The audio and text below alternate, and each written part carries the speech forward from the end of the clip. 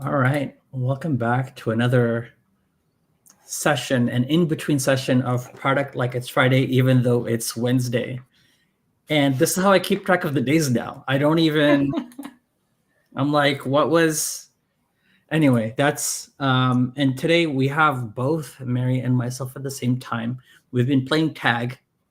We've been playing streaming tag, right? Like I stream, you stream, we all stream for ice cream. But um, I think, I think that's the saying. So, today we thought we'd both get on stream together. For me, I want to continue from where I left off. There were a number of design elements that I still had not gotten to, and the way I'm still working through the app is feeling my way through the design. So I'm not doing everything as I go. I'm like, oh, this is easily accessible. This is something that I need to figure out later, and kind of just moving my way slowly down the design, really. Um, and then, Mary, have you? I haven't looked. So when I go to that Figma, I don't know what I'm going to see. Have you done any additional work since then? What are you expecting? I feel like you have done something because every time I go, right, I've seen some changes the last few days. So I I did a little bit.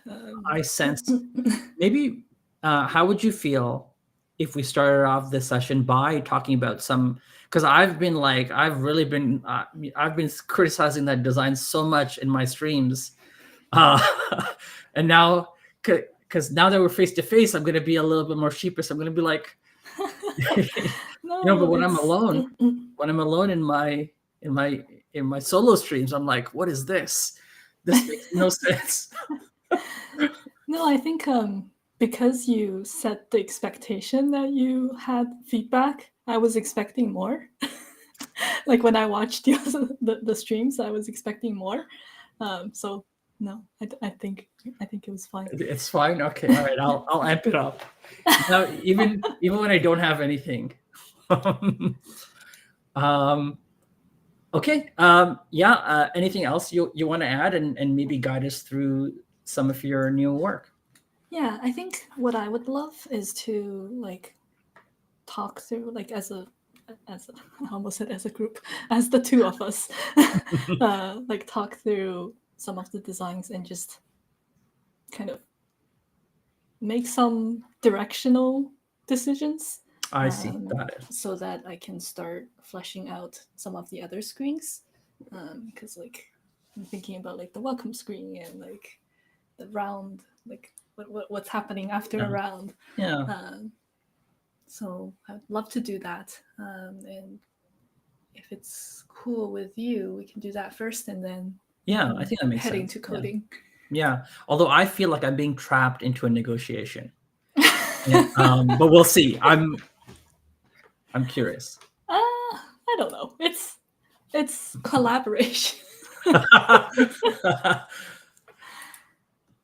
All right. So what did I do? I don't think I did too much. I'm again really bad at making version control of my designs.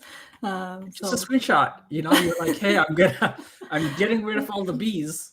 Oh wow! I'm reacting to the design as well. So this is where I think the latest iterations. This is when I did start creating copies. So I don't have some of the darker, like colorful ones that you criticized a lot anymore because that was not working. But what I have here, I changed up the font. I like this font. The one thing I don't like about it is that it doesn't have like different weights built in. I don't love that, but I want to find a font like it. Because it's still playful, but it's more legible.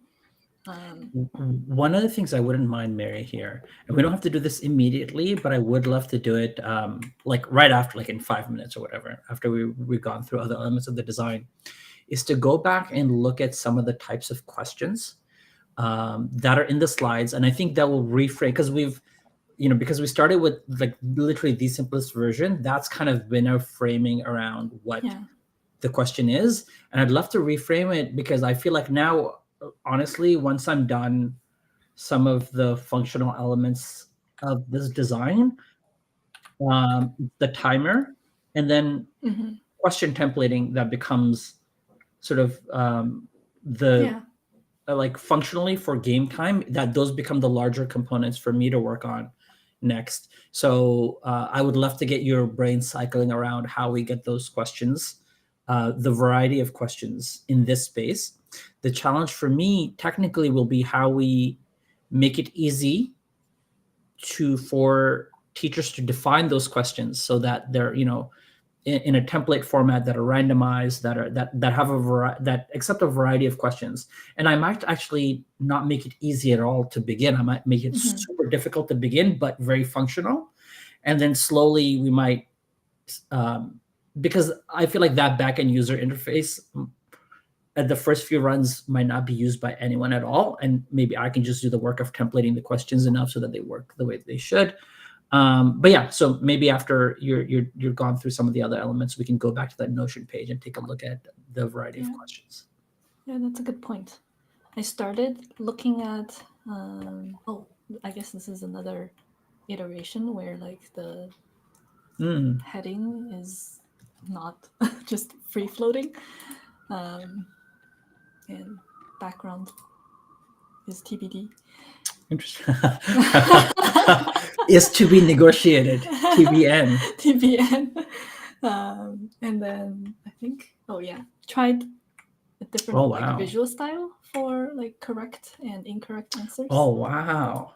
But Where's just my crying lady? the crying lady. I don't know.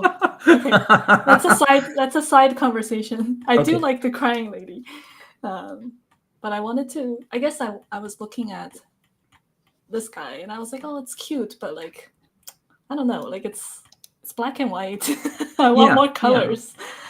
So maybe I will do my own art, but Oh until then, wow. Oh okay. I Awesome. Look forward to that. like these options. Like maybe like having a couple options that can be rotated Yeah. through could be cool. Again, the problem is that there's not a lot of negative visuals. These two are the only ones I found. So I don't know. Maybe my illustration power will be applied strictly on like creating negative Love it. Love negative it. images. Big fan. I'm a huge fan of like tears rolling down. I like this the weather as well. Like I like the the world is crying, the clouds are crying. I like that as well. It's a little indirect. It's a bit nicer. But I also like the explicit kind of like, hey, crying time. Yeah, maybe the crying time is like I don't know when like in the later rounds when you Okay. get eliminated. I don't know.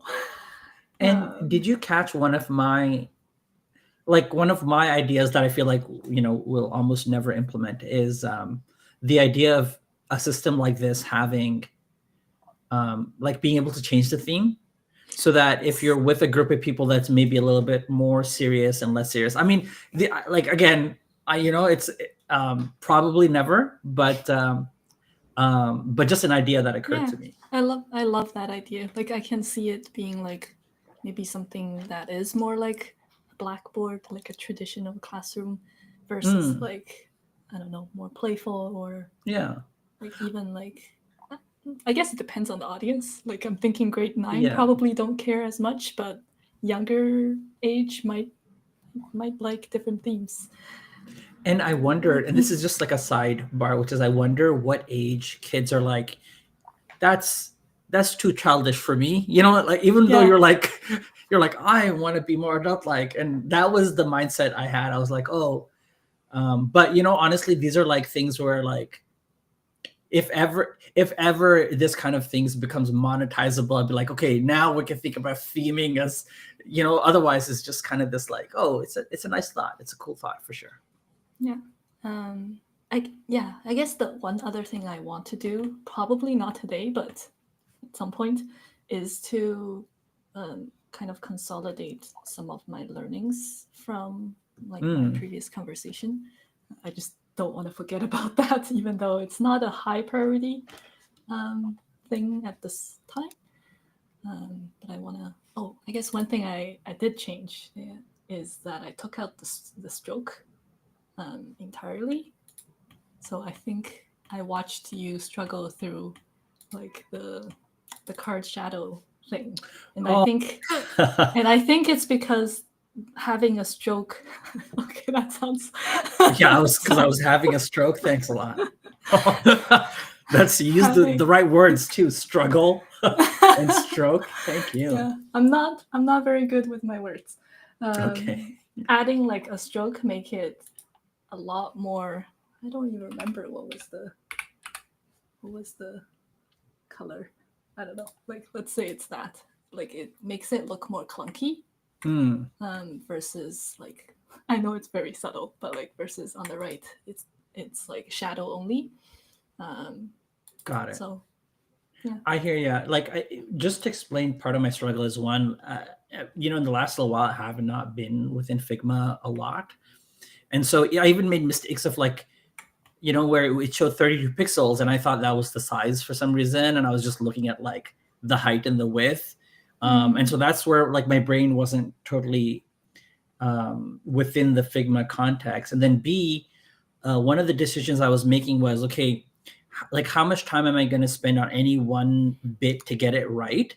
And then anytime I had an available Tailwind utility, I'd like, okay, let me just default to this for now. So it's a little bit closer. It's not exact.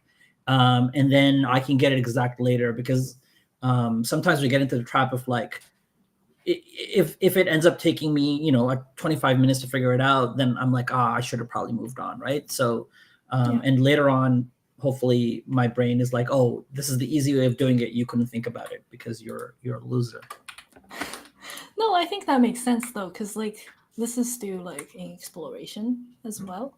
Mm-hmm. And as you were walking through like some of my choices, I was like, oh man, I was not like, what was I thinking?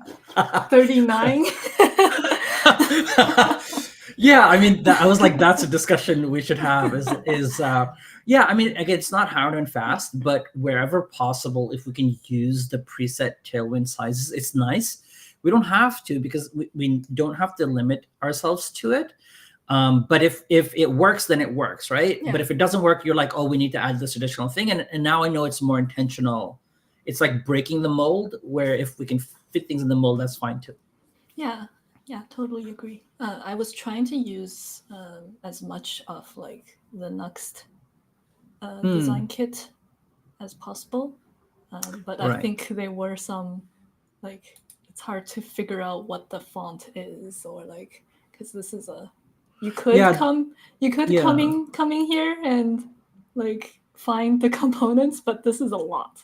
I don't even know where to go. My Figma knowledge is so little that I'm like, I don't even know where to go. But yeah, I think I've worked with other systems where it is a bit more clear. I think we've worked on other systems where it's a bit more clear. So for sure. So, but yeah, I mean, although I have one question for you, which is just like more of my kind of distracted interview style questions, which is how is that experience for you, where some of your designs, while they're still in kind of this exploration discovery phase, where you don't feel you're done at all, someone's already building them, right? And is that, like, I doubt that's happening to this degree at like a professional workplace. So how do you find sort of that difference? I think as long as we have a mutual understanding of what we're doing, I'm comfortable with it. Like, I'm even comfortable with having designs that are done taking shape of its own after it's handed off. I'm using air quotes a lot. But like I think handoff is not, I don't know, like it's not really, it doesn't align with how I think we should build product. In like, I'm designing this thing and then I'm throwing it over the fence and it's like, here you go. Like, because I think a lot of the decisions, like you said, like using Tailwind, for example, makes more sense than trying to break pattern on every single thing. So I'm comfortable with it. I Right. think I want to. I think there's a part of me that's like I want to reduce as much of paying to Yeah, you. You know, like if I'm giving you something and then it's like, oh no, never mind, it's gonna like change drastically, then I'd feel really bad.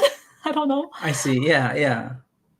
I mean, it's not. I mean, at this level, it's not that big a deal, honestly. But it definitely. I do like the cycles where I feel like we're shortening the cycles of both design discovery slash product usability discovery, as it were, right? Because you design it, we build it, and then there's a like we play around. We're clicking the buttons, and now we have this like more tactile experience of using it versus.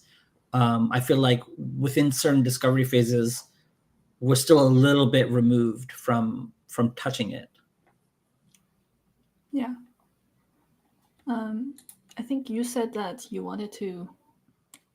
I think one, we got to talk about the background, but also you said you had some comments about the CTAs.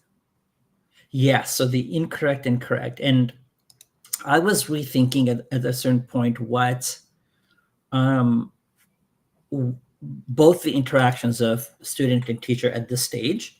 And because in my last stream, I was sort of going through some of the slides of the questions that were actually used in, I guess, previous versions of this, is the teacher's not going to know the answer. And so there needs to be some grace. Like we would be embarrassing so many teachers at this stage. They would not use our product. They'd be like, I can't use it. I can't use it because the kids think I know nothing. So, especially I think if we just take a look at the questions after we're done this, it'll become like, it'll hit us a lot stronger of like, oh, what should, and then as we start implementing it, it'll become obvious because 8+3, you'd hope that, most grade 6 to 9 math teachers know. But some of them I was like, no chance. Because they're randomized as well. So it's not as if you came up with the set and you're a bit more familiar with, question number 8 on the test situation. That's a good point. So yeah, there was that. I think that was it. Honestly, that was sort of my usability feedback. How open are you to like things changing significantly? I'm open to things changing significantly, as long as you're open to them not being implemented at all. Okay, that's fair. Yeah, because I don't think any time kind of building or discovering is time wasted. So I don't think you should approach it that way. I like the idea of having many options and eliminating 2 of them, even though we spend time on 3 of them. Like that's all good in my books. I do have a recommendation is I do really like where the CTAs are situated. So if that area can kind of be where those things progress, even if there are, even if we're adding an extra step or 2 to that process in order to accommodate this teacher situation, because we might have to actually ultimately play the game. Even in your head, I feel like you should take this time to just play the game in a certain way and be both people and say, what do I have to do at this button click? What do I have to like? And that might help. We're going to miss a lot even with that, but that might help a little bit. Okay, cool. Yeah, I have some thoughts that I'm like trying to flesh out. Yeah, go for it. It's interesting how we got rid of that lock-in answer button, that kind of could have served that purpose. But I like what we did because I feel like it guided you towards more for this layout, and I feel like this layout is way better than all your older garbage work. So I'm sorry, I can't help myself, but yeah. So I like the direction that we've taken. Okay, I wonder if it's because I think one thing I also am not, because I like the direction generally of where we're moving towards, but like one thing I don't love too much is like this is too much information.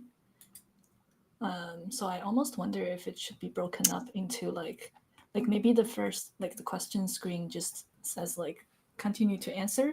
So whether the timer has run out or the student is ready. So basically the locking answer functionality. But then like what that reveal should be the answer itself. And for the teacher to be able to say, yes, this kid got it right, or they got it wrong. Right.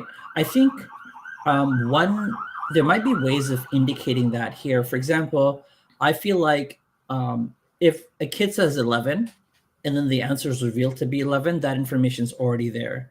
So do we need a correct text? I'm just saying this in terms of spacing and information overload. But maybe the icon and the answer itself serve the purpose because one, we see the teacher click it, maybe, right? Or actually, we might not see the teacher click it in a different interface where these buttons aren't here. But maybe there's enough information here with the icon and the actual answer for everyone to know what happened. And then we'll also be like, is not moving on to the next round. Is like, so there's a bunch of their names will be crossed out. Like you're gonna get grilled if you get it wrong. You'll know. Your name's crossed out, butterflies start crying. There's a whole system. Okay. I like that. But yeah, I guess that's just me commenting on your sort of notion of, or your comment on there being too many bits on the screen. But yeah, definitely open to any other thoughts on how the CTAs function and what have you. Yeah. Okay, I don't like the spacing, but more just like the information. Yeah. Here. Well, I wouldn't mind like the image, right? The trumpet, for example. Oh, sorry. You're still. Yeah. Wait, what screen is this? I forget. This is work in progress screen. Yeah. So I guess I'm thinking like first, the kid, Mary is answering. Mm-hmm. So the timer is going down. I don't know about the CTA itself. Like maybe it's like the copy probably should be something different. Yeah. And then once they're ready to answer, they've answered something, and we reveal the answer, and then the teacher can say correct or incorrect, and then there's like a more simplified version of these guys. Yeah, I like this because also when the timer runs out, it could be continue to answer or reveal answer or whatever the wording may be. But when the timer runs out, the call to action remains the same, actually, because now it's really the teacher's responsibility to be like, yo, what's up? It's up to the teacher to give them some grace time if they want. Yeah, exactly. And then you click, everybody sees the answer. So even before the correct, incorrect is clicked, the everybody knows. Yeah. Right? Yeah. And then, like you said, we no longer need like the stuff. I mean. Yeah. Yeah, no, I really like this transition. Do you think this like correct and incorrect needs their own pages, or can it just be like I don't know, an animation or something?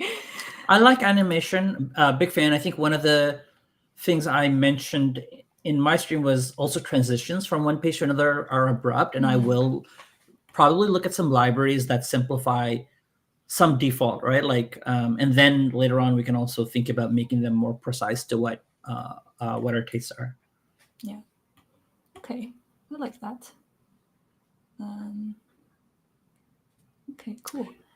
Hinoji, welcome back to the stream. We are reading comments today, and I'll make sure that Adnan is here. I'll make sure that Mary reads the comments too.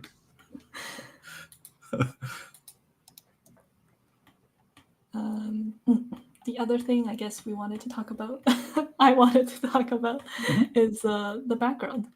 How do we feel about the honey, like the hexagon shapes? Well, how do you feel? Why don't you tell me your feelings? Because I've expressed a lot of feelings on the background, and I feel like your point of view hasn't been represented quite yet. I don't have a strong point of view at this point because I think, especially this early on, I'm actively trying to not be tied to a certain like look per se. I do like, I guess, having a dedicated nav, especially for like any future thing that we want to do. And so I don't love there's like way too much contrast between like the nav and the background right now. That just doesn't sit right with me. But I like the hexagon as a pattern. I like the hexagon as a pattern too, just because it represents the honeycomb. But I don't mind the previous pattern with the, I don't know what to call it. I guess the variation 1 question screen. Okay, I like that one too with this colors, with the color scheme that you have. That's more honey like, which I guess we'll talk about. But definitely, like, I don't like this color on this background pattern, but I do not mind this background pattern because I feel like it, and maybe I even, now that I'm speaking about it, maybe I even like it more than the hex, because I feel like the hex is too easy. This is not right or wrong. I'm just spitting out my feelings. You know what I mean? Like on the nose. It's too obvious, right? Whereas this is kind of more subtle, but it's still very structural. Like, it's representing structure without, exactly hitting you on the nose, which is why I think it's connecting a little bit more with me instinctively. Okay. But how about the color? Yeah. So, and this is my fault where I did not take the time to look at the precise timestamp of that perfect gradient, the honey, like mouth watering honey gradient that you had. And I'm surprised you didn't even notice it, because you just kept, you were changing it so quick that I'm like, the moment has passed. Yeah, I was like, no, I was like, when I was watching, I was like, no, you had it. Okay, we have to find the precise timestamp. I was, I think, also watching it live at that point too. But I was just engaging in the comments. I was not offering. Well, I knew you weren't reading them, so there was no point in me offering any comments. But I was so taken by it. Let me tell you that. Okay. So it sounds like you're not a fan of like the reddish purplish tint. But I'm just an audience of one, and I don't think it should matter that much. But I feel like that honey pattern. Oh boy. Okay. I will go find that timestamp. I should find it. I'm the one. I'm the one who's prepping it. But obviously, but of course, I encourage you to go back and look at the progression of your own work, and see as a spectator to yourself whether you see it differently. I wonder. Like, I'm curious. Especially, like, for me to go back and look at the code makes very little sense, but I think it makes so much sense because visual, like, there's such an emotion attached to visuals, that I feel like it'd be worth it for you to do so. Yeah, maybe. Yeah. Okay. Yeah, let me know if you do find the timestamp. Oh yeah, maybe that's the rest of the stream. The rest of the stream is just the next hour is me just like clicking through that YouTube video, trying to find that perfect timestamp. All right, sorry, go ahead. I thought it was hilarious that you were like the one moment of absolute honey. I love that phrasing. But I think I'm in a good place to like just keep going. I don't think it will be too interesting to watch. But I think we can, like, I can step in here and there if you want to take a break from coding, or if you have questions about like what you're doing that might, I don't know, that I might be able to help. Yeah. Before we get in there, before we wrap up, you have an incorrect slide that I missed, which is like the word question that you were playing around with. Maybe we can take a look at that, unless you're like no reveals. Oh, there it is. Yeah, I wanted to just see what it looks like to have like a word problem. So I guess one thing I learned is that not all fonts have have the pi Exactly. symbol. So Exactly. that's a good learning to have, and I might. Absolutely. And I think which is why I'm not too tied to the font at this stage, where I'm like, I critique the font, so I know what I don't like about some of the fonts that we may or may not use, but I don't, Yeah, I'm not too I mean, tied to any one of them at this stage for sure. feel free to use Comic Sans. Well, I think the best font actually would be, not the best per se, but the most familiar font would be something that might be found in a test, right? Or that is more mathy. So it might not be fun. So we might be moving a little bit away from the fun aspect, but we'll be moving towards the familiarity aspect. And maybe there's some value to that, not because we'll stick with it, but because we might learn something from it. Maybe at this point, if you want to jump into looking at the question slides, if you're okay to share your Notion, the Notion page in your browser, and we can take a quick look at that. Yeah, sure. Just gonna pull it up for a sec.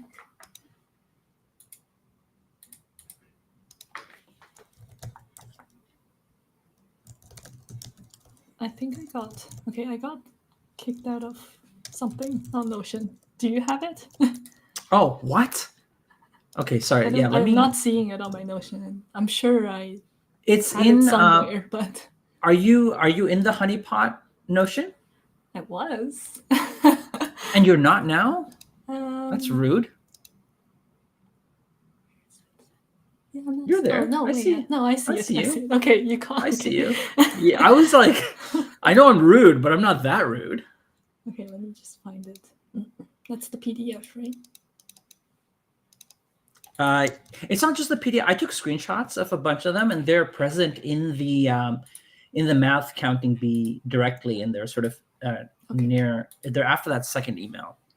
And there's more. Like there's more text, like questions in the Word docs, but the Comic Sans does not have the same fan following.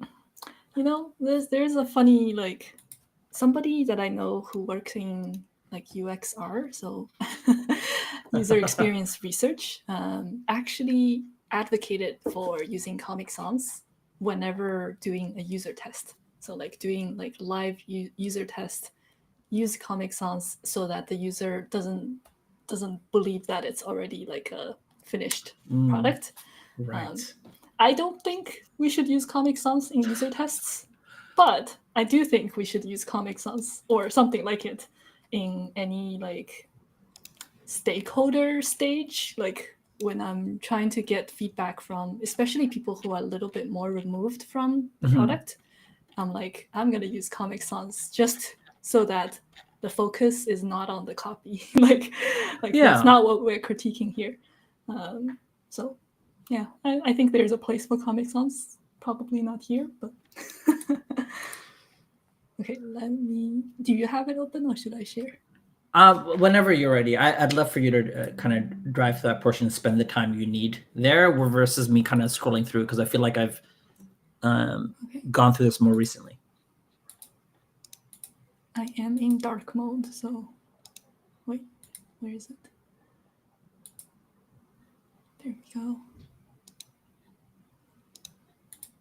Okay.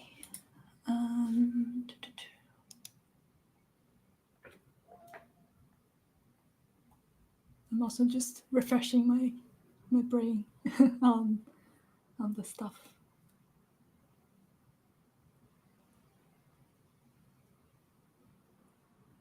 Okay, so this ended up being pretty similar to what we are building. It's like, here's the question. That part, yes. You click this to reveal the answer. Yeah. Okay, so here are the questions. Oh, okay. The ordering one's super interesting, and also a challenge for me in a different way. Now I have to template just logically how. I mean, we don't have to implement this first part, but I would love for us to give it serious consideration. Because a big win for me would be like, hey, all the type of questions you had on the paper are now on the internet. So that would be like a nice Yeah. thing, but doesn't have to be everything. But definitely templating this, like I have to have a question generator and an answer generator as well, it turns Yeah. out. Hinogi says, what about supporting latex? I don't know what that Yeah, means. So I'm please. probably going to play around with latex and see how it fits into the context. I'm also going to talk to my sister again to ask her when she's preparing tests whether there's a specific language or style that use, or do they use a drag and drop interface? What do they use? Not that I'm saying we should build a drag and drop interface. Definitely step one, we shouldn't. But it'd be good for me to know how what's a usable interface in order to build questions. Yeah. I guess highlight from my conversation with the teacher friend of mine is that he's actually using ChatGPT quite a bit in creating homework for students. Specifically, like he will upload like whatever the curriculum requirements are in Ontario, and say like, "Oh, I'm teaching this concept."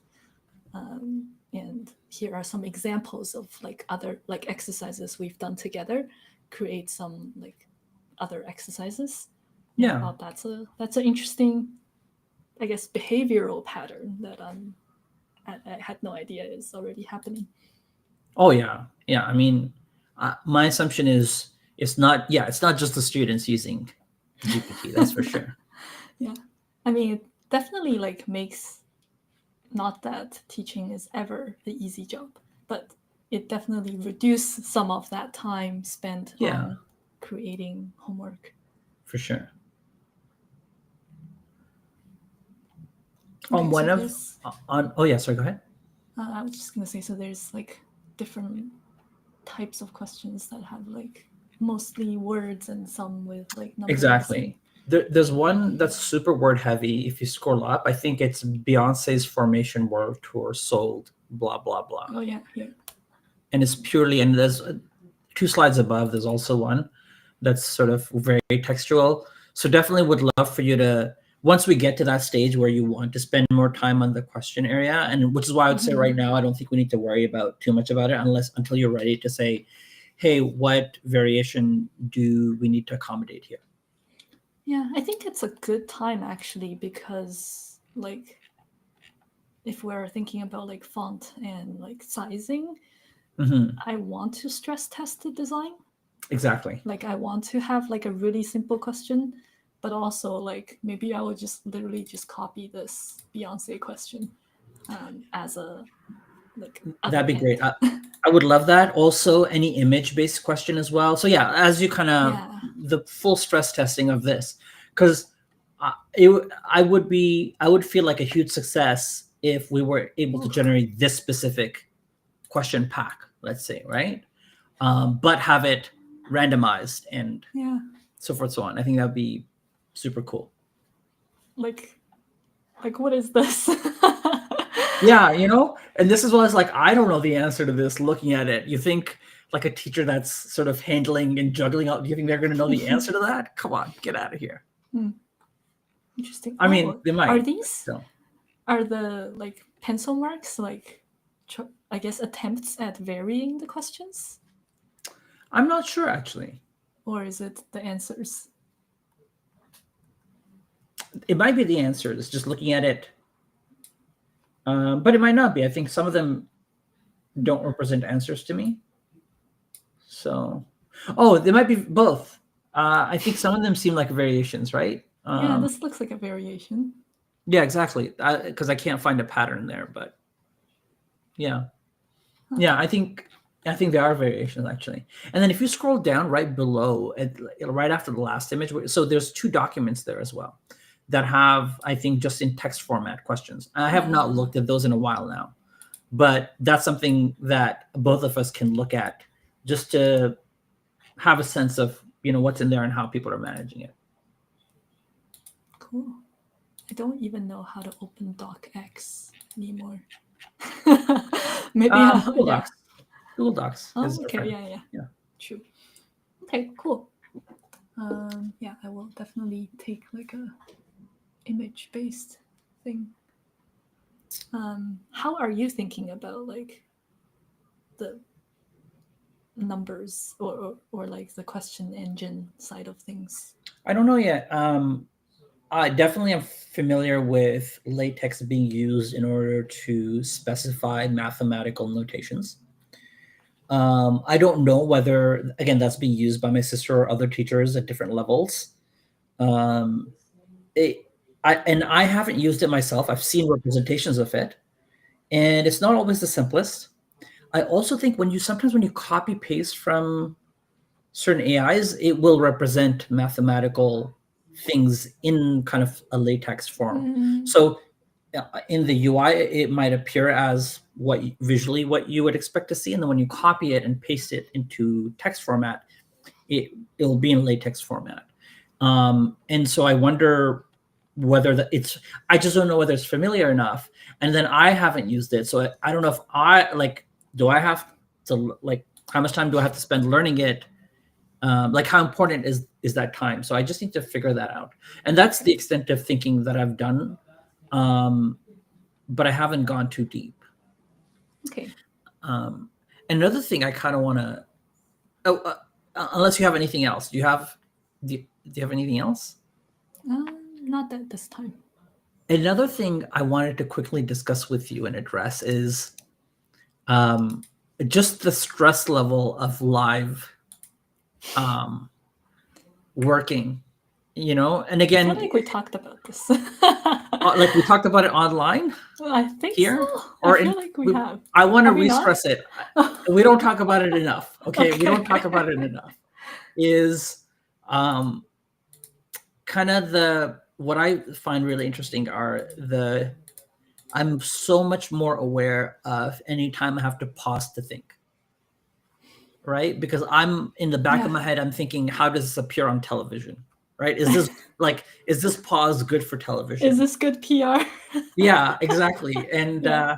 and even though like it's weird because I mean, it's not like as if we have like thousands of people watching this and judging us. You know what I mean? So that balance, the it's not that rational, this kind of self-consciousness. It's irrational because like, okay, like no one's gonna tell me about it, but I feel it very strongly in that moment. Yeah, I don't know. Like I mostly just stress over having to think and speak at the same time. Hmm. And so I think that's my biggest struggle. On the streaming side, I'm actually really happy that we don't have a lot of audience because it allows me to feel like I'm not being judged. And I'm certainly very grateful for people like Hinogi who show up Yeah, and add comments because I think same. that's Super grateful. that's really Another cool. point I wanted to note was I haven't seen enough streams that do like live coding, live designing. So I'm not familiar with people's techniques. I know I've seen some of them where because they're trying to be more of a teaching angle, that they've done the prep work. So what they do is they do the prep work, like they have on their other screen like the code or the design or the pre-selected color palette, and they're replaying on another screen what they're doing versus kind of what we're doing is really just that's easy mode. Yeah, I just wanted to highlight. I think every one of those practices has their place. I just want to differentiate how that is so different from what we're doing. Is when I go into stream, I have maybe 1 to 5% of an idea of what I want to do. The rest is kind of just like, oh, I'm seeing this, let me do this. I'm seeing this, let me do this. And so, and it's very nerve wracking. And we might have discussed it before, but I feel like we could discuss it again another 10 times for sure. Yeah. But you've done this before, like you've streamed before.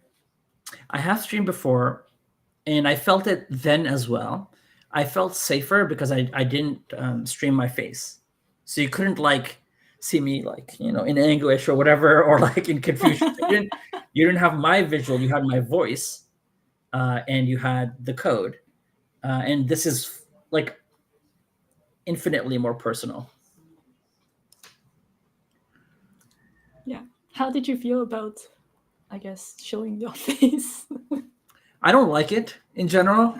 I'm very grateful for evolution that like I don't have to look at myself as I'm walking down the street. You know what I mean? You know how intense it would be if I had to also like continuously be aware of how I appear. And I'm not someone who necessarily like I do very little for upkeep. Like look at this. This is not, this not a lot of time has been spent. I think you look great. Yeah, thank you.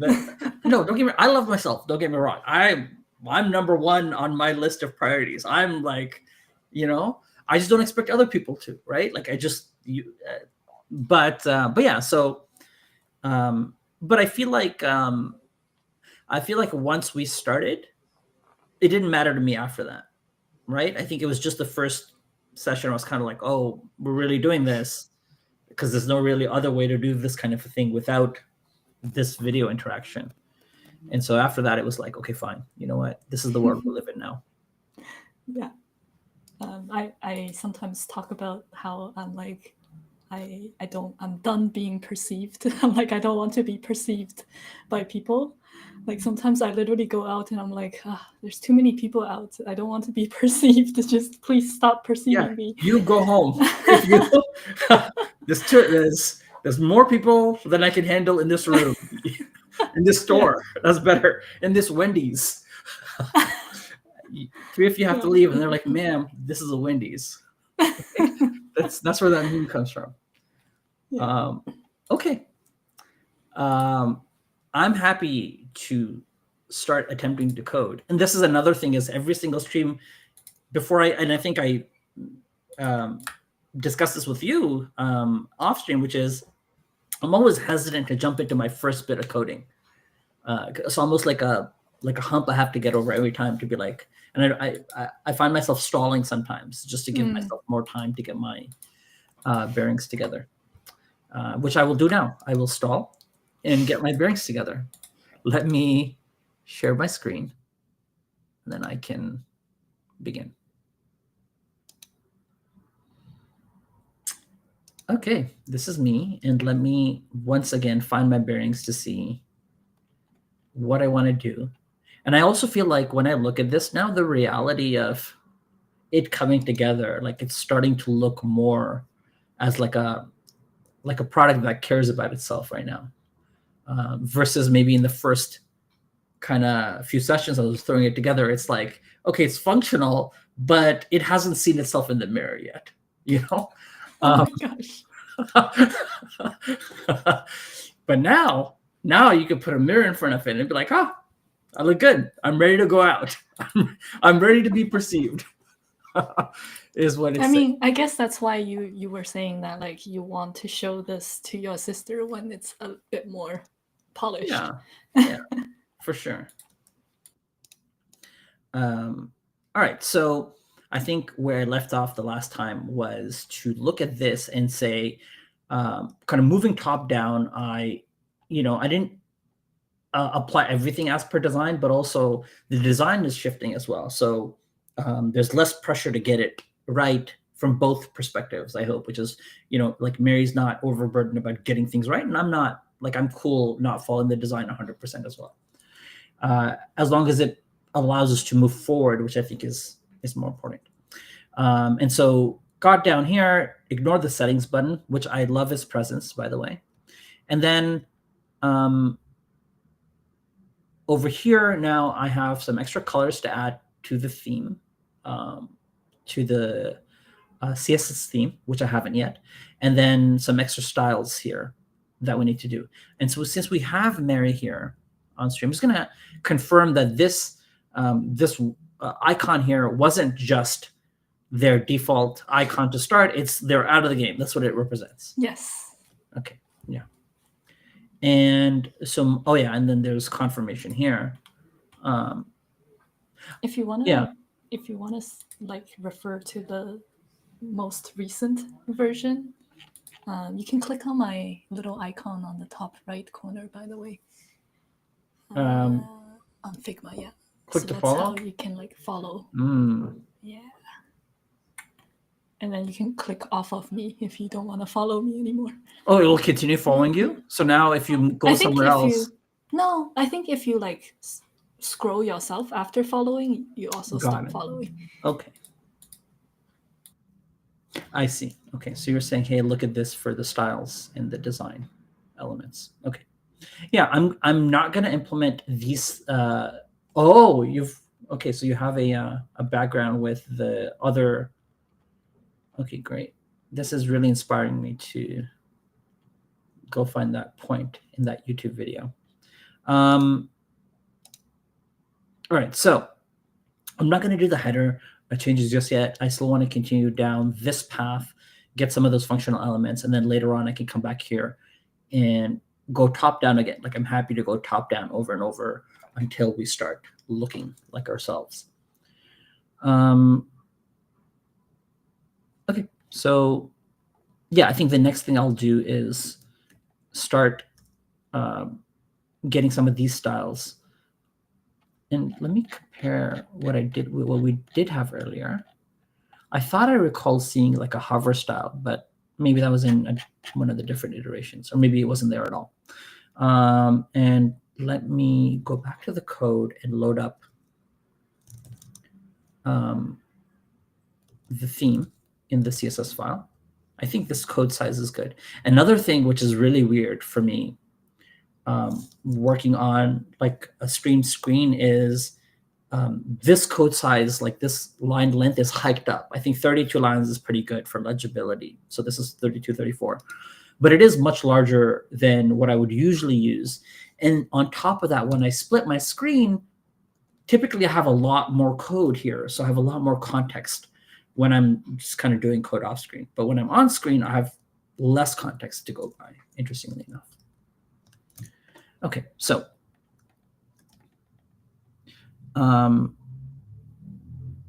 right, let me get my bearings by maybe looking at, maybe I can also ask Mary some questions as she's working is, Mary, one of the things I do, this is not interview style questions, it's actually like Figma help questions. So one of the things that I do is like, I want to get to this text here. I'll double click. Now I'm like at the text. Is there some way for Figma to read my mind and just take me to what I want? I don't think so, unfortunately. Okay, that's too bad. I mean, yeah. I think Okay. it's, yeah, like what did you do there? I'm holding down command and it seems to be more okay. precise. So maybe that is it. Yeah, that was just me playing around because I don't want to mess things up either, but I think this version is non-messable for me. Yeah, because this is like the dev version of Figma as well. So there are things that I can do on my end that I'm like, I don't know if you can do because different seed types. On that note, I'm not sure if you will, like, it says here that a dev mode is available, but I don't have access. And you can see here it says request access. Should I try? I don't know what happens if we do that. Should I will have to pay money. Okay, well then I'm definitely going to click on it. And okay, side. I'm just kidding. No, you feel free to. I just won't pay for it. But I think Figma is charging way too much for dev mode, which is a big part of why I want to explore alternative tools. Interesting. So, yeah, maybe down the line we'll be trying something that's not Figma. Yeah, I'm always down to do that. And even this took me a few seconds to figure out the last time. That hover and it gives me the real value. Although most of these are good, like most of these are present in the code. Some of them are not. Okay. So here we go. Okay. Let me now take a look at. Yeah, I think Hinoji mentions that Penpot is an alternative that you can self-host. I'm not sure if that was the one that you were talking about. That's before. Exactly the one that I was thinking of trying out. I didn't know you could self-host it. That's interesting as well. Yeah, I think there's a bit of a like movement towards more self-hosted tools in general. Interesting. I'm all for it. I would have no idea how to do it, but I'm all for it. Okay, so I'm going to go to my round page, which has the list, and then this is the particular list that I have to. Sorry, I'm just like, when I'm in it, I'm just jumping back. So, and feel free to interrupt anytime you have any thoughts or questions or concerns or complaints, especially. Okay, so I'm here, and this is the styling I have. I have text-based, font normal, just kind of following this mode here. Text base, so I'm not using text large because I feel like the scaling is a bit off, and I'm kind of just eyeballing it at this stage. And then here I just copied the color code directly, and later on I'll move it towards more of a consistent theming area. So let me actually just get to this current player thing, and then now I have to go back and play with the colors. And that's in, sorry, it's here. There you go. And I believe that was the sky blue color, 5ED. I think I might have deviated from it. Might have deviated and did not update Did the not docs. update, yeah. But I will update it right now. I'm going by the color here then. And There we go. this is our sky blue, I believe. I will go back to, let me see what I did here. I did copy the sky blue, but it was the other one. It was the other sky blue that I copied, but I don't think I used it anywhere yet. Is this a sky blue here? Yes, I just updated it. Okay, great. Yeah, I like originally when I created the other color, it was kind of created in a vacuum, and it's only when you start applying it that, I don't know, make more sense. For sure. So I'm just going to go with that 500 scale for now, and we'll deal with it as we go. So sky blue is what I want. Version this. And we got a comment from Hinoji. Let me just click on it. I bet UX Next UI has list elements. First of all, you're reading comments, and then second I'm of all, reading comments.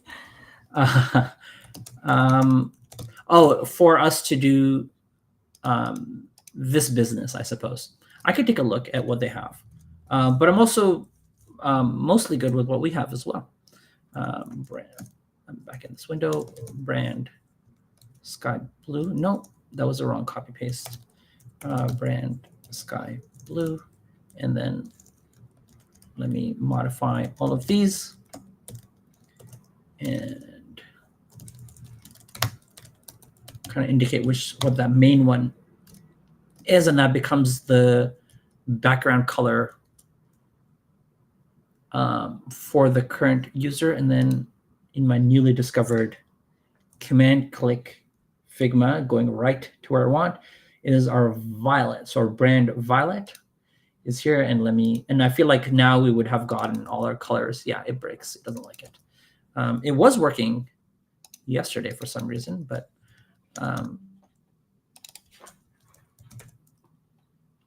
and yeah, this looks very nice. Again, I know that I gave the purplish color a hard time in the gradient, but I am a huge fan of this color, and its ranges. Big fan. Purple, violet range.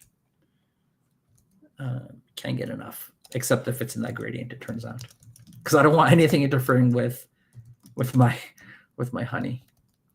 Okay. All right. Let's get brand violet in there. I would have preferred to have done this in the first one, but that's fine.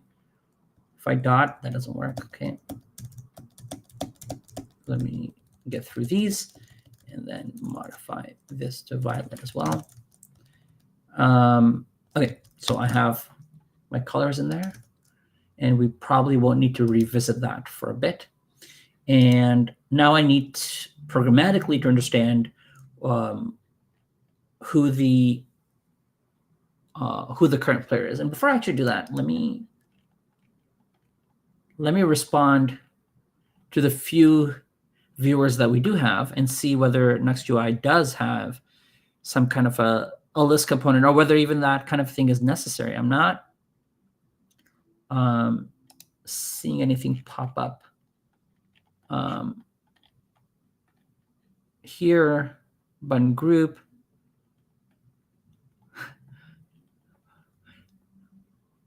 I also, yeah, I'm a big fan of typos as well. Collapsible drawer. Not seeing anything immediate jump out at me here. And then I know in the Pro version they have a lot. Oh, they have a page list. That's sort of pages. Or I don't know why it's called page list. I guess it's kind of mimicking the mobile interface where you might have a list like this that you kind of scroll through, like a contact list or something like that. But probably the functionality is relevant there. So yeah, I'm not seeing anything immediate that applies. All right. So let me now programmatically have to look at the current player on this page, because I believe I have the current player. Oh, no, this is the answering page. Sorry. So my context was lost. So I do have, whoa, what did I do? This was using the old sky blue. And then I've come back and had a little mini stroke, I guess. That's what Mary would call it. So let me come back here and add another like logo color for ourselves.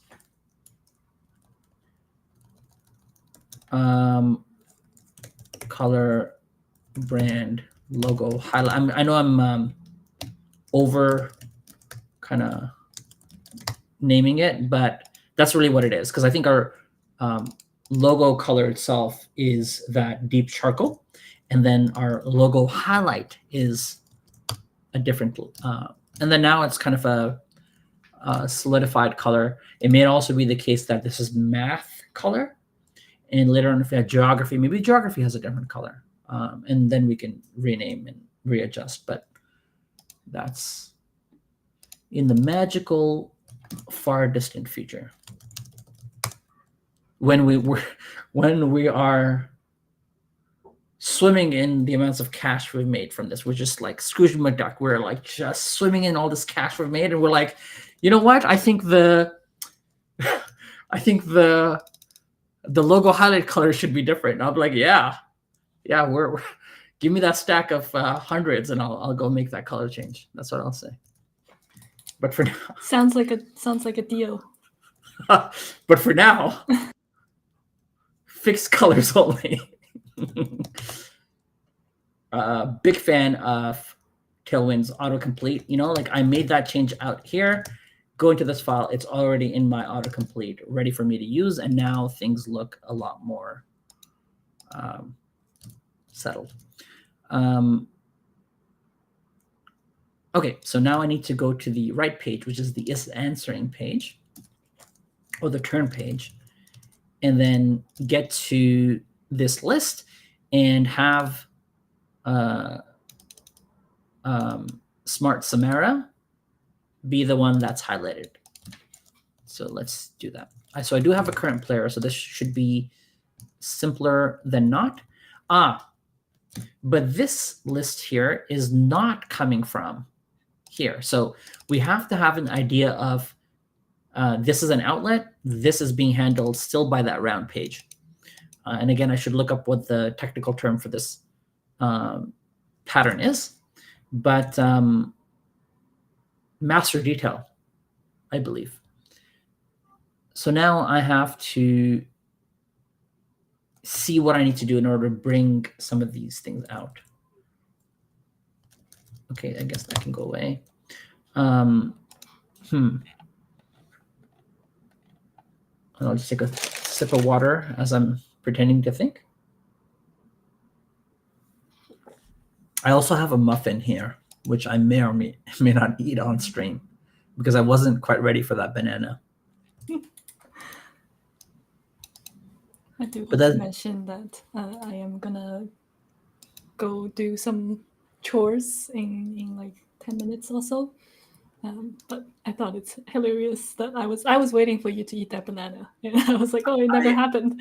I like the suspense that it created, you know, because Yeah. I knew, even I was mentioning it, I knew that like, hey, this will be something. But you know, I'm working my way up to it. I'm committed to eating a banana on stream. One of these days. I mean, maybe this is what keep people coming back. People you know? coming back, yeah. Will he? Won't he? Yeah. See, this is me stalling now, but okay. Absolutely something we should consider. Yes, so I want to pull out and maybe have a composable. Hinoji suggested use state from Nuxt.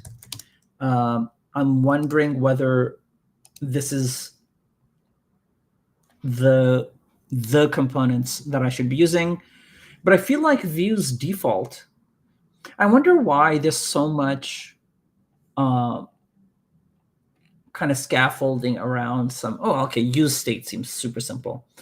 But I know that there are other state-based libraries, but I feel like Vue's reactive elements, like the base elements, are so good and they work so broadly that you think that, hey, like, is there even a reason to like computed values and refs and reactive? Like, is there any, do you ever need anything else? Okay, so just taking a read here to see how this works. So this is the default value, and this is a reactive state. And then how do I use it? Oh, this just gives me a ref? But how is this different than just using a ref? I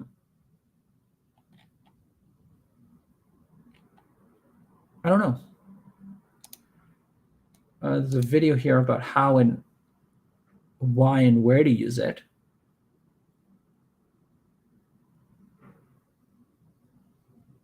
But I mean, oh, I see.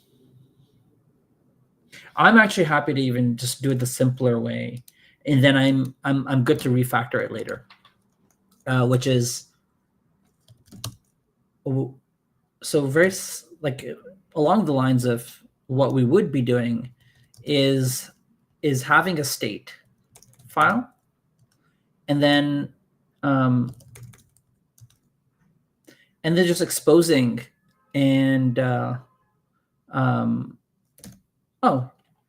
I didn't know Alex was German. I haven't seen any of these videos, but yeah, Pina, right? This is like another state library, I believe, from Vue. But I've been so impressed by Vue's like general reactive model that I haven't even thought to using like composables in the way that they've intended to be used. And maybe that's something that I can learn. But I want to implement first and then learn later. All right, so I have just looking here. So current player is a computed value based on, and I'm kind of trying to think, just my hesitation is here because this data is using it. And for now, I'm happy to just have it be super hacky and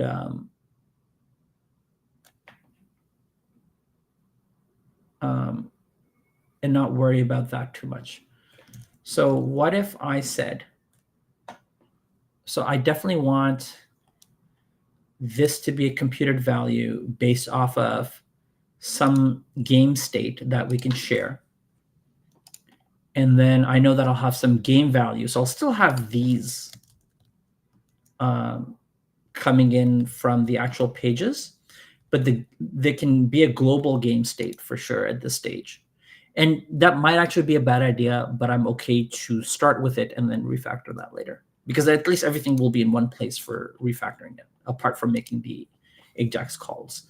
So I am isolating the AJAX calls, and I have a game reference. So I could do something like export const game is equal to some ref,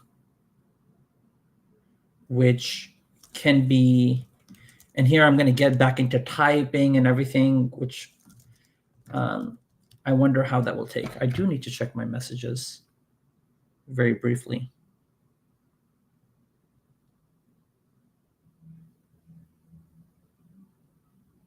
And everything seems just fine. Okay, so I have a ref, and I want, I'm okay to start it as null, but let's type it as game or null, knowing that I kind of have, my types here, and I do have a game table, and I do have a game, which is essentially what this is, but my game is slightly different object. It's coming from here. It contains the players as well. So I've kind of made a mess of things. But I am okay to define this internally as we go, and then adjust it. And I know I'm duplicating and I'm doing all the wrong things, but I've been doing that all day. Like every single stream I come here, I'm even going to take whatever AI gives me in this case and I should correct it later. I've been coming into stream, and I don't want to spend too much time focusing on the types, and then I spend a lot of time focusing on the types. So I'll have a null game to begin. And this is a ref. And here, I believe I'll just call this data game, and then I can say game.value is equal to data game when it's set. And oh wait, dot value as well. And so this is me getting it, and this is me setting it in a shared environment. And yep, that's coming from util state. So what I did was, unfortunately, Vim doesn't have great bindings, or kind of not bindings, but it doesn't go to the right. The LSP for view in Vim, NeoVim, kind of will just take me here, but won't take me to the util state file. It'll take me to that global file that defines it. But at least I know it's coming from the right place. I know its heart is in the right place. And now game becomes this global thing. And anywhere I use game here, now we're referencing util state. So ideally, that's all I would have to do in order to extract the game reactive state. I don't know whether this will continue to work. It seems like it is, right? I would not be seeing this list. Actually, no, I would be seeing that list. No, yeah, I would be seeing that list. So that's useless. But I'm trying to think what other elements are based off of the game here. Yeah, current player. I would not be seeing current player on this screen because current player is based off of game. And now I feel comfortable extracting current player out here because I have my game here, and I can export current player.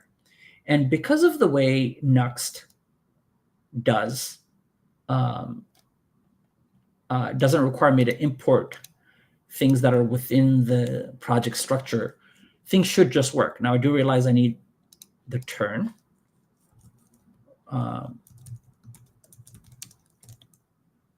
Which is coming from, so yeah, I have to get a number of different values. And so it's useful for me to now store turns as well.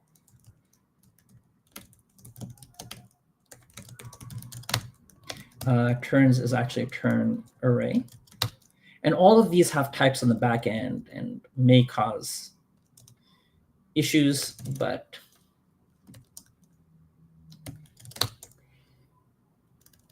we're just, I don't know, we're just doing it. We're doing it live. And some of these values may need some guidance as to where they're coming from or how they're being set.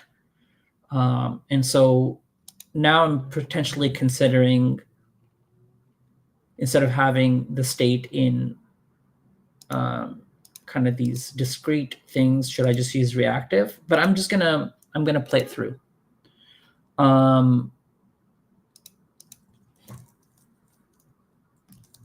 There's no turn number, there's just number, and that takes care of that.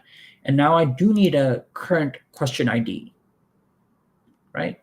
And I should be able to just const current question ID, have this be,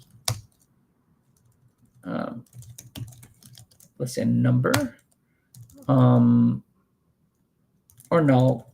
And then here, actually, this is probably a good time to turn this into turn. And then I'll do it here later because I have to change the file, right? So current turn ID dot value is the parse. So this here can parse it, and now I just haven't exported it.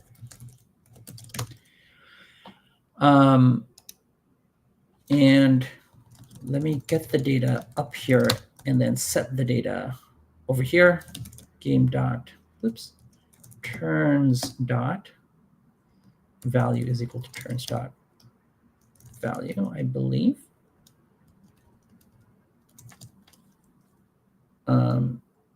That looks right to me because this is a ref. What doesn't look right to me is, like, I have to rename this. Data turns. And right, I know this is not the appropriate way of doing it, but we haven't been doing anything appropriately. I could group things into an inline composable, but I'm almost halfway there at this stage, unfortunately. So I will continue this way, and then at some point I will need to read up a bit deeper on view composables, because again, I haven't used them a lot, but definitely I could. So what Hinoji's talking about is something like this, where you have a function that defines references from within and then returns those references or reactive elements. And essentially, useQuery is a composable that returns reactive variables, right? I'm just avoiding it because there's been a while since I have used them, and now I'm kind of, doing something I'm not as familiar with immediately, and then kind of fumbling around. So I just want to avoid fumbling a little bit, and then I think there will be a proper time where everything in here could probably be a composable, and this could just be use game, use turns, or whatever the case may be. And then I can get what I need from the individual reactive elements that the composables return. Having that said, we're back. Cannot find turns. I did export turns, so just making sure that I've saved everything and restarted my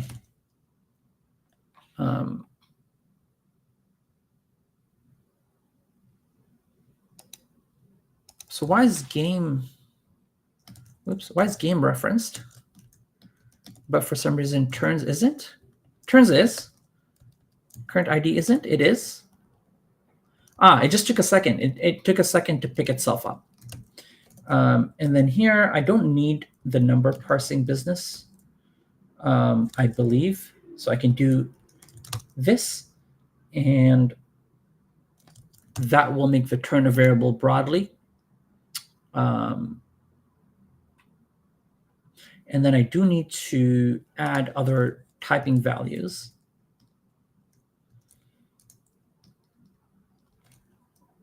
I'm okay doing that. And then let's just see if there's anything else in this file that doesn't like what's happening. I now need to export turn as well. And yeah, I think I didn't save it. I didn't save it because I'll do WA to save all files, so W all, and I'll use W as a shortcut. But sometimes I'll type in capital W A, and that upsets the order of things.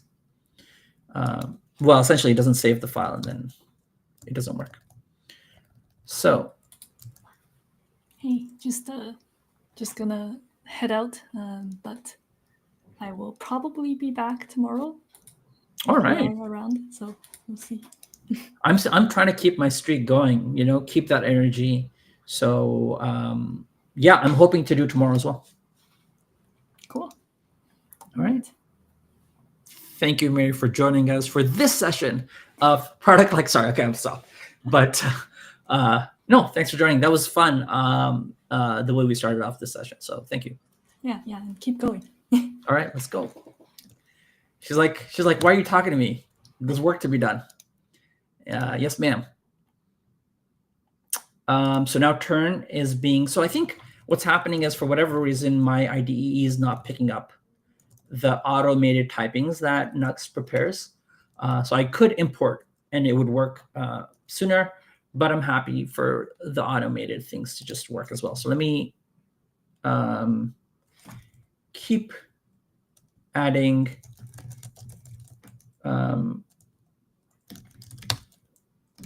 elements here that then satisfy what I have here. And then also just be aware of my surroundings and messages that I need to take care of. Oops. Why did that happen? Okay, get back here and get back here. Okay. Yeah, so I need to ensure that everything is functional. And here I might need to refresh. No, it believes that turn is not defined on line 48, but this is index.js. So but I don't see any errors here. So do I need to restart over here? And if not, then I'll just have to figure out what it is I have to do to get that working.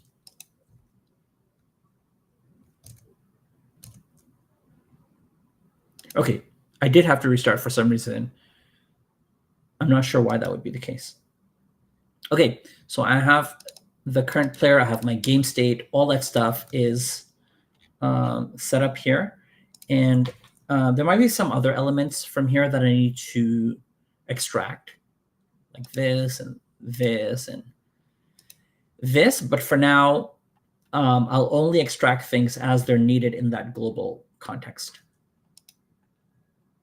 Okay, so now we can go back. Whoops, let's do it this way. Now we can go back to the round page that has the players, and the players are either turns or they are game values. And let me rename this so the global values are being used as much as possible. So data turns and then data game. And here, because this happens on the initial load, I can still say game.value is equal to data game.value. And let me bring this down so all the loading happens and loading happens after the loading. And now I have my data game data turns. They are being set in that global state. And theoretically, this is acting as somewhat of a composable, right? I mean, not exactly, I get it, but this is a JavaScript module. I can have more code here. Function do things, right? Which I might have in my composable. I can either export these or I can use them internally and never export them. And that seems to me like that is that not a composable? as a composable as a core JavaScript module.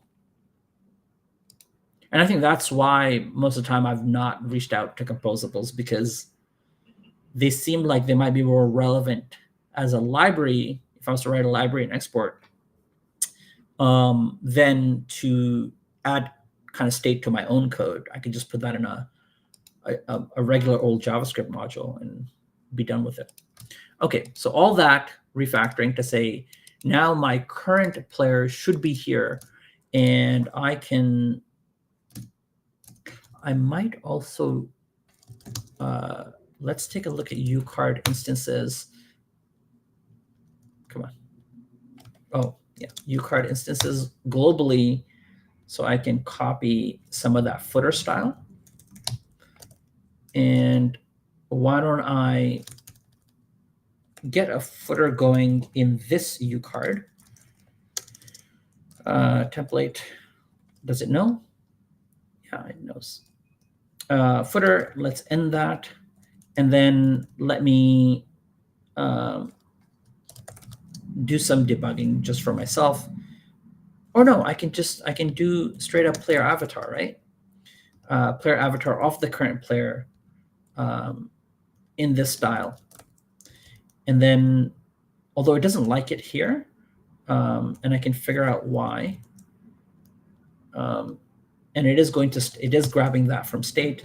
We'll do a v-if current player, and okay, that's why I didn't like it.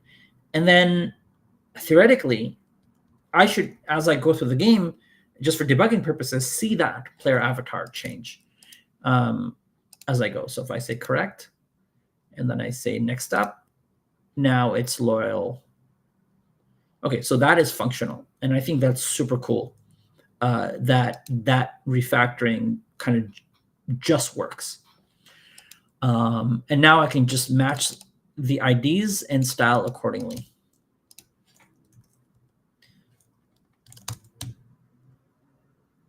And so I want this entire divs styling to be different based on certain parameters and values. So let me set that up here.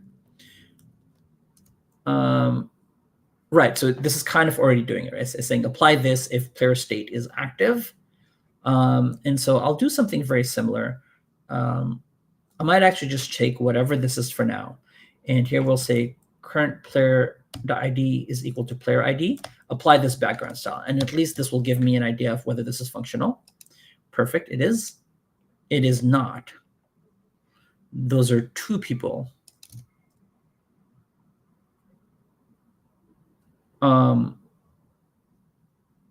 That should not be happening. Oh, no, when I refreshed, it worked out. So I'm not sure exactly what happened there for 2 seconds, but the refresh fixes it. And if I just mark correct, we're seeing that progression happening. So we're like, quarter way there already. Love it. Okay, so now gifted Gudrun is highlighted, and now I just need to do the work of pulling in the right styles. So going back here, this is the blue, this is the violet, right? So brand blue, 500, brand violet, 500. So BG brand sky blue, 500. And then text brand violet, 500. And there'll be some other things I need to do. So the size remains the same. Font weight is bold. And maybe, I don't know what happens if I pull that weight out or whether I need to pass in the styles here. So let me actually see what happens when I do font bold. And I'll make it important just for checking purposes to see if that has any impact. Does not seem like it has had any impact, but now we do see that color. There's a padding here that I might need to readjust.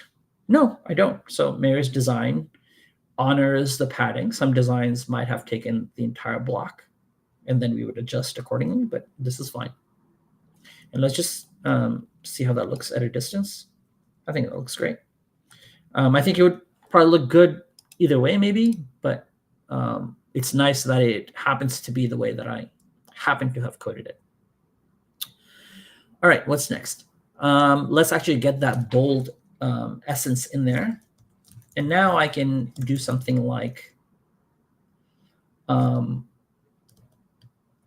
class is equal to this, and we'll get something similar in here, but I'll do font bold here. Font old, no, that's me. And then we'll do font normal here where it's not. And I think there's a nicer way of doing this within the class structure of Vue, but not today. And when I do that, I don't, I was like, I don't see it working. And that's probably because I didn't remove this. And now we see it working. Although the color distinction is not as clear and beautiful as it is here. Is there anything else I need to do?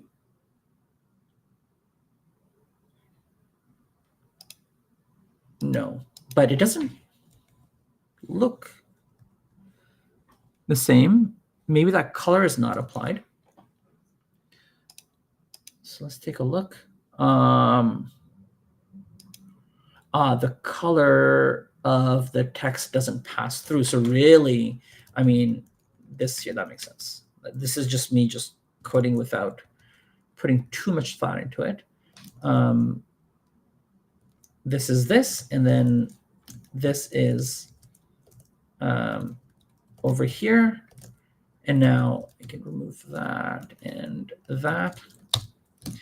And now it should start to look a little better.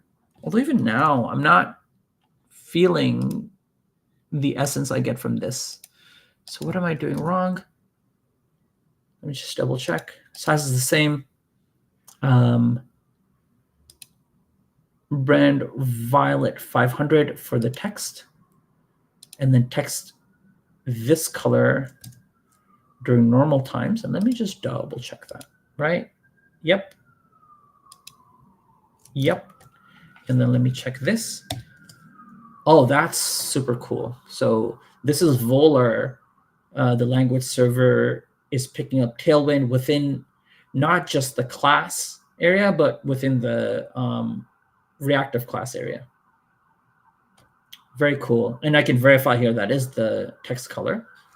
I'm curious whether I need to like enforce it in a different way. Now that looks like it, but it did not look like it before. So let me remove this.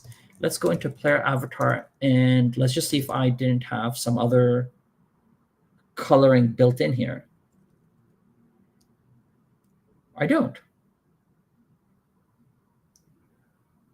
I don't have any other coloring elsewhere. So why did I have to say important for that? Or did I? Or maybe I didn't save properly. Was that it all this time? Because this looks correct. This looks like the design now. Or, you know, as close as the thing can get. Okay, so I'm happy with that. And let's see. Okay, and now if I say correct, next, that moves on. I do have to modify this and accommodate for larger names. This should probably be over here. Maybe I can actually do that right now here. I can say inline flex. And then let me just think about what this rest needs to be. So this object and then this object need to be side by side. So there are, it would be flex row. And then I would need to, I don't want to center it, right? I want it to be item start and justify start as well. No, that's not right. Let me just see if I'm thinking around the right lines. Yeah. So if I did item center, this would bring everything into the center.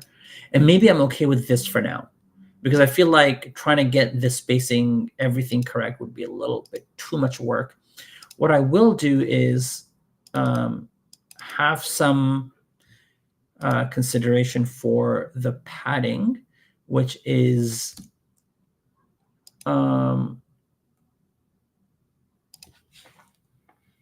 padding of, I'm trying to see where that padding would live. Honestly, I guess some of these styles could have just been on the LI, but no big deal. And what if I did, let me go back here and check.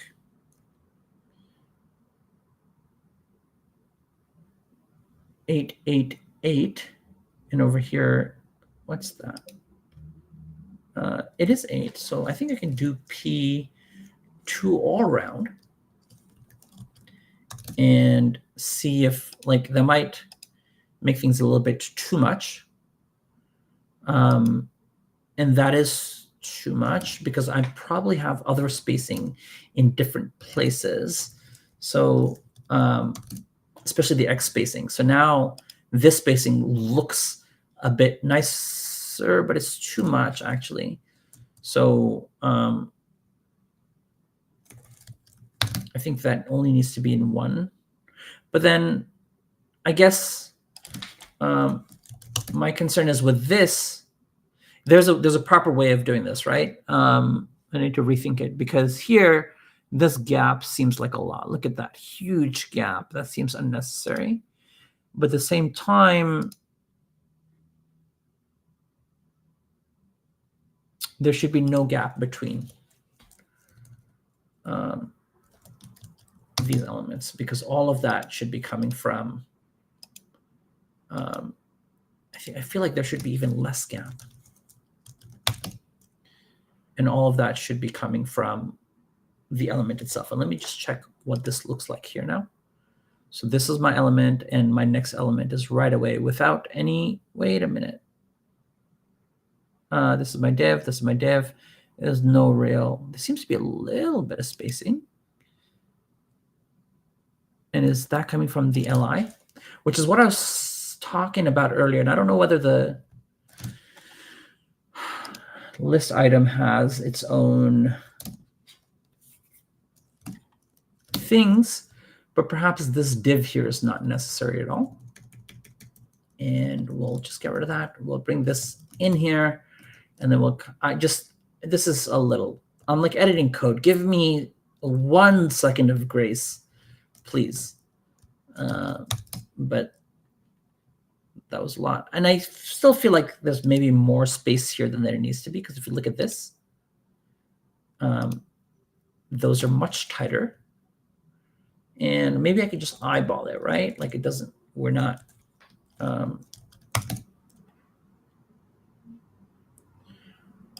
we are not want for, I feel like it could be less as well, but I'm also not against this. It's a bit much here, but it doesn't feel like a bit much here, right? So only here does it feel a lot. So maybe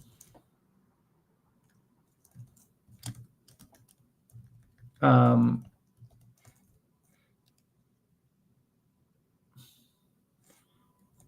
0.5. And what if I said py not here? Would that respect my thoughts? Okay, well, would this respect my thoughts? That looks a little better, not intensely, but definitely a little bit, because that spacing should be more relevant here. Maybe I can be even bolder here and do something like this and give this a little bit more breathing room while these are tighter together still. And maybe there's even less of a gap that we can put here, but I'm happy with this for now.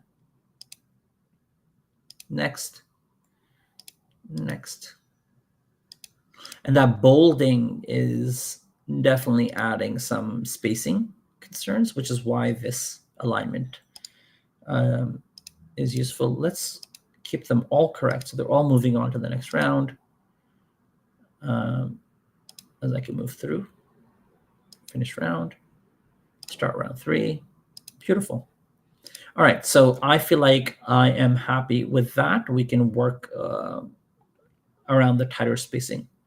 Now I can get down here, and now we have within the current round, how many people have been oh no, yeah. So I mean, I guess we could do this, but I think I should address this as well, which is people that have been eliminated should have different styles. So let's address that. And I'm going to do it fairly crudely to begin so that it's super visual for me. Yeah, why don't, just to make sure that this is working, bring the player name in there.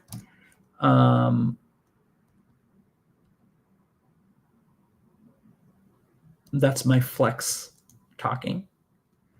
And what if I said flex call? How would this feel? Even just for debugging purposes, right? So I see something like this, which is a little slightly easier to play around with. I know it looks super odd, but I will fix this. What am I looking at here? So I actually want the state.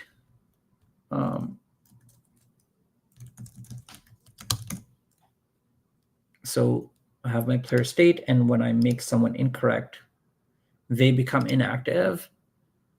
Even while they're current, they become inactive, interestingly enough. So that's fine. And now I can leverage that. Now I know at least it's correct, and I can leverage that state to do the job. That becomes irrelevant as well at this stage. And that looks a bit more cohesive in terms of even in the debugging state. And again, I have this bug. I guess when I change the code, the something in the state messes up. That's fine. So now my goal is to get Gudrun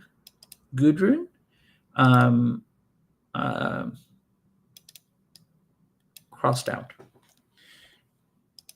And that will be line through. And so here, I wonder if it goes through each key value and applies everything that's true. I think that is what it's doing.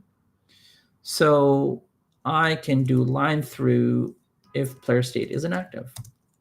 If that is correct, that is correct.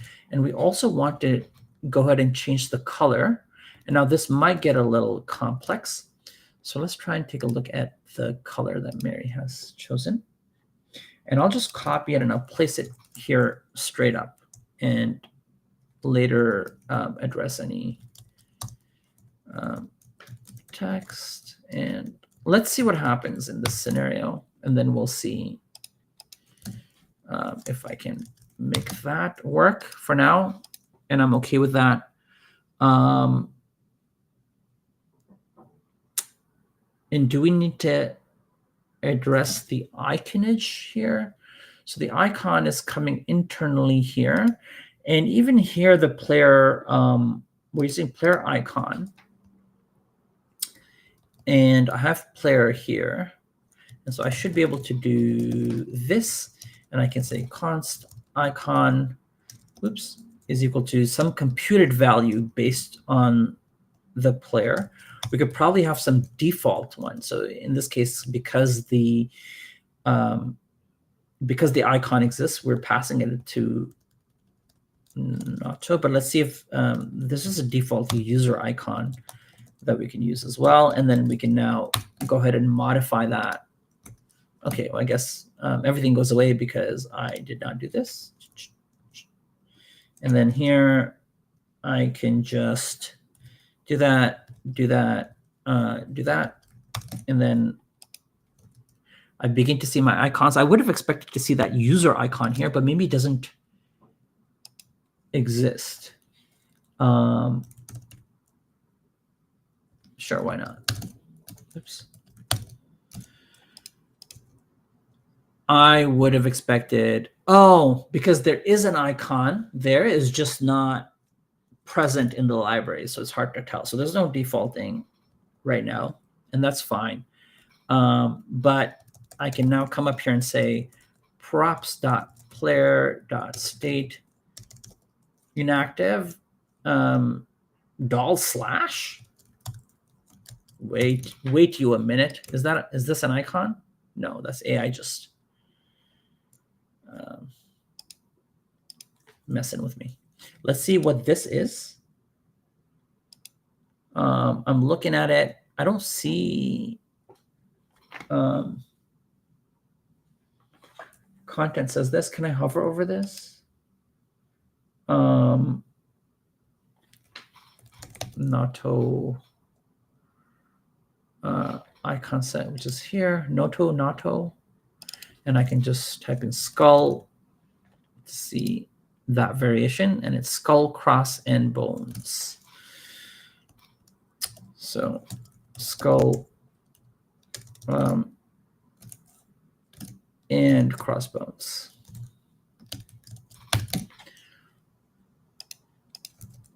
No. What am I doing wrong? It's the simple stuff like this that kind of gets you at times, you know?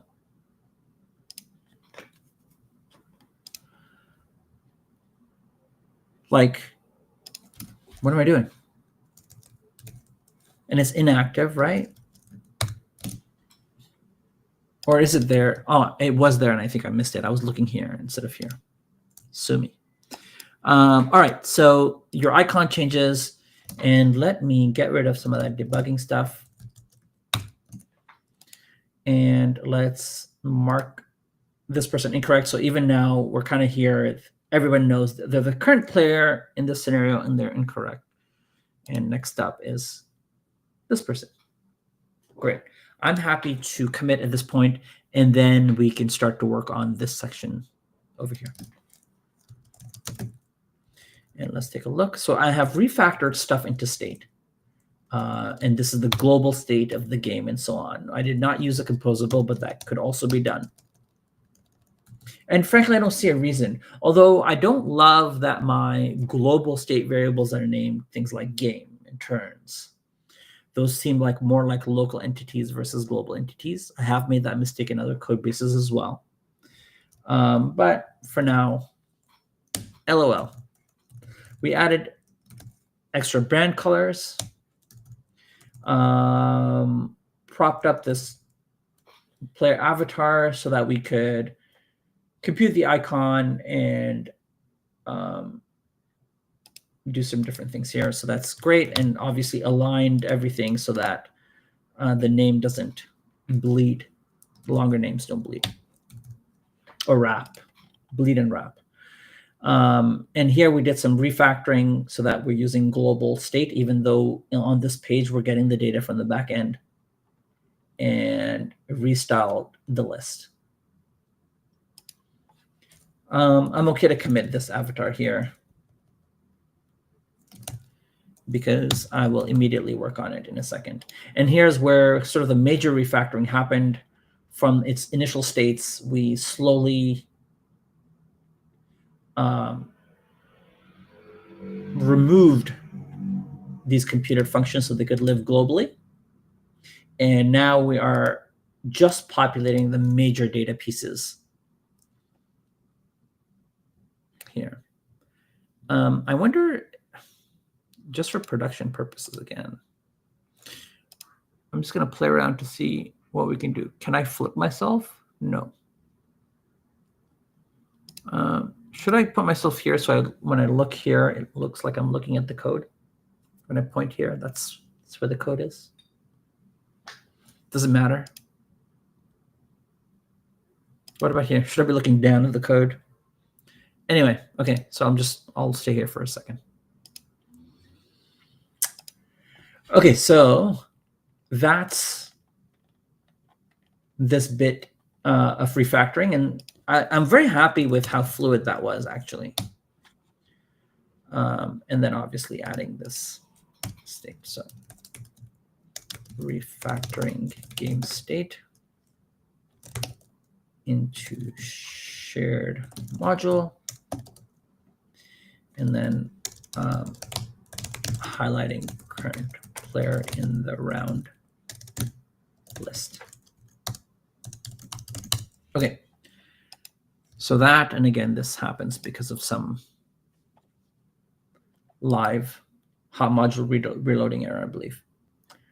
Now let's get this done. And I think once I do that, I feel like I'm good for today. You know, we did a design discussion. We did, some code improvements. And then I think after this is working, I actually, I don't feel the urgency to do this separation. Maybe up until we decide on a proper background. And should I even have been working off of that one? Actually, wasn't this the one that Mary said, hey, look at this one?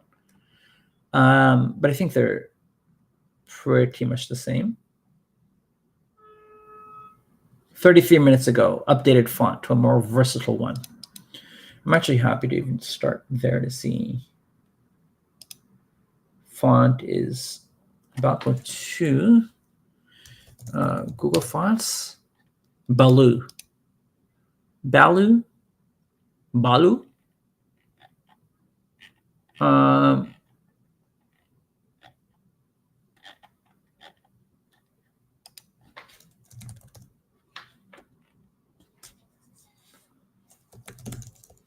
4+7. Actually, I don't dislike it at all. I don't know if this text will be legible when we ask broader questions, and let's see if Mary played around with that. Oh, wow. So there's different styling here. So there's some work to do later. Yeah, definitely there's so many indications. Oh, yeah, and we changed the flow of the game so that the teachers have some grace in revealing the answer and not being embarrassed and having to answer it. So I think before I move on to the timer, next session, we could probably rework the flow to look a bit more like this. And then I guess one thing I don't love here is my concern for the question disappearing on the screen, where I think my sense is that I would want to see both of them at the same time. Just because and maybe this is just an edge case and I'm being too strict here, but let's say it was this, and I as a student answered 10, right? And now we're here and I was like, no, it is 10. There's a bug in the code. There's a bug in this app some people built because definitely it said 3+7. And we'd be like, nobody knows anymore. So, and I don't know why my head always goes to like these scenarios, but I feel like because I was a student and I was around a lot of cheaters, so that's gonna happen. That's gotta happen. Where someone goes, no, you're wrong. I deserve more grades on this test because I deserve it, because I'm a deserving human. Okay. Anyway, I won't change this font. Let me just work on this and get out of here. All right, so I want a running total in a specific round of correct answers and incorrect answers. Okay. And here I can probably jump into my state, and turns will always be the turns in this round. Maybe that's worth renaming later. And then I can export const total correct answers. And let's see if our friend AI does the right thing. Almost. Filtering state incorrect, getting me a length. And if there are no turns, what is this? Yeah, I don't like, if I'm doing single line, I'm fine. In this case, they want new line, and they'll fix it. But I don't like this. If there's this, then it's braces. If it's a single line, no braces. And then let's see if it knows to do the rest for me. It does. I really like this use of AI. Like, I did incorrect, or I did correct, or current, and you know the next thing is going to be incorrect. Oops. Total correct answers, total incorrect answers, and that can just, that's keying off of turns. Okay.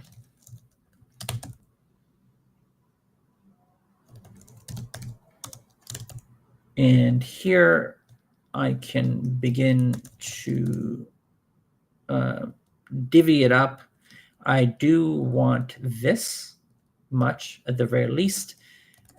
Let's close my div. I don't know why I like closing my divs first, but that's how it is. Will it know in its heart that I want, you know, I just did some work about total correct and incorrect, and I feel like it should know as an AI. Like if I had the computing power of the entire universe at my fingertips, I'd be like, hey, this fella just added these computed values. What will they want here? Nobody knows. End game and start game. Which is, I find that like, and here's the I guess it's just the non-deterministic nature of AI is like, could be anything.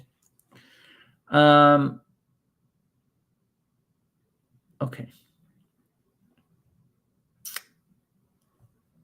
This is a check mark. For some reason, there's something about this icon's, like the green, so vibrant. I'm not saying it's wrong or right. I just feel like it's so intensely, like it draws so much attention from me, even in a screen with so much variation. Okay, having that said, let's see here. I'm okay with even this, and doing this twice. I'm okay with this.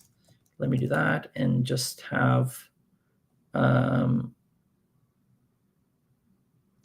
let's just say correct answers. Let's just, like be super explicit at this stage and say total correct answers. And then here, now it should pick up the rest, right? Incorrect answers, just kind of being super explicit so I get my code out and working. I did, yeah. And here it says does not exist, and that might just take a second to generate. Oops, where am I? No, sorry, I meant to be here in this file. No, it still doesn't like it. Do I need to restart? Maybe give it some generation time. Don't love that. But okay, and now I should be seeing some kind of totals. Yep, and let's get somebody correct in there just so.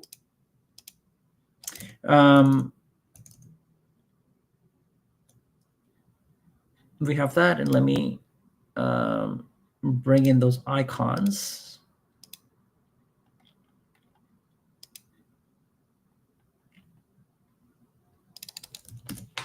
Right, that's where the size essence is, and this is flex, so I might need to span this. And again, I left for like half a second, and here's another example where I removed total incorrect because I removed the whole thing because I thought AI is going to know and it's going to replace this with the right stuff, right? Because I don't want to modify bit by bit. I just want to block. And here it's giving me something totally out of left field, let's just say. Not totally out of left field, but you know what I mean. So we are going to come this far and go skull and bones. And then does it know? Yeah, now it knows. Let's save that. I think this will just work on the browser side. It almost does, except not in that font library. That is in that font library. And then let me find check here. Check mark button.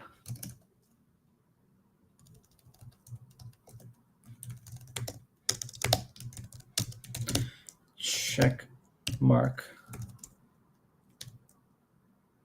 Come on, you can do this. So close. There we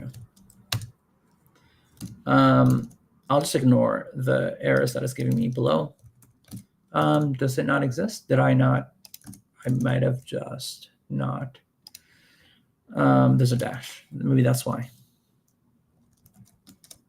Maybe that's why AI wasn't able to kind of just know right away.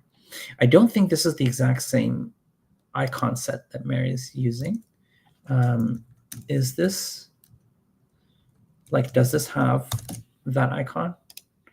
And if it doesn't, I'm not going to worry about this too much. This is fine, and we can spend some time figuring this out. And again, here it says does not exist on type because it can't find it, probably just because of some internal issues. I'm going to give it half a second to just adjust itself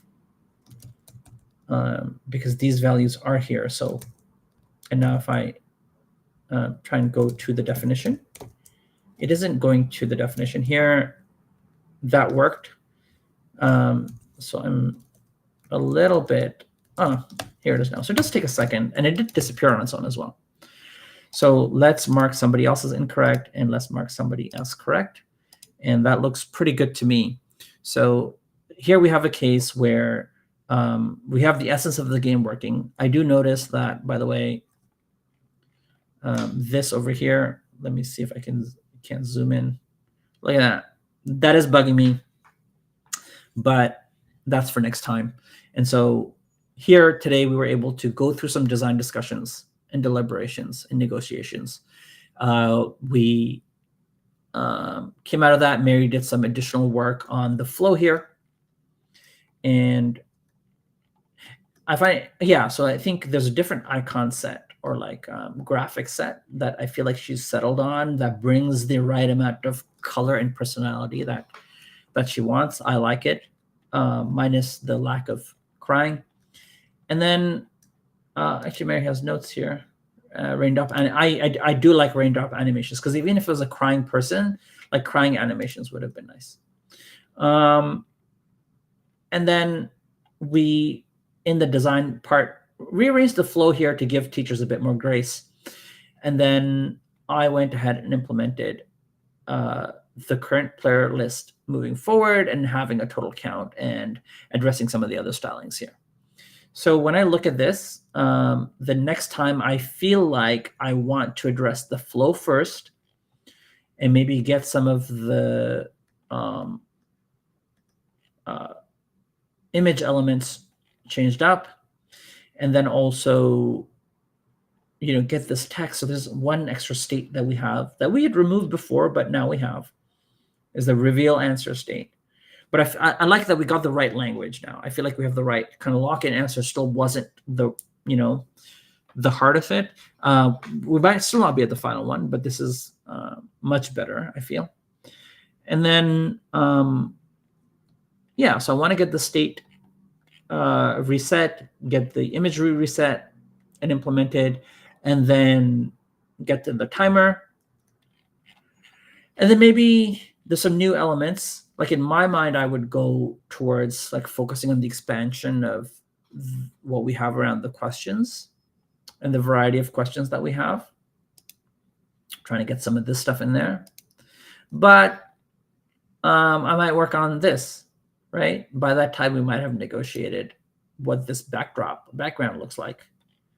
And I guess my next task off stream is to go find that exact moment where it was like perfect honey. All right, so thank you for joining us on this joint session of Product Like It's Friday, even though it is Wednesday, where we did both design and development code work. And I'll see you hopefully tomorrow at a random time, but if not, at a random time in the future.